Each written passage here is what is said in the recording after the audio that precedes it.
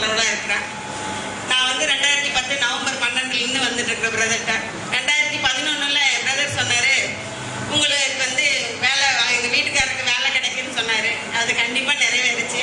2012 சொன்னாரு, உங்களுக்காக ஒரு வாசஸ்தலம் வந்து கடவுள் விரிவுபடுத்துவாரு அப்படின்னு சொன்னாரு. அதே மாதிரி எங்களுக்கு இப்போ ஒரு சொந்த வீடு அமைஞ்சிருக்கு.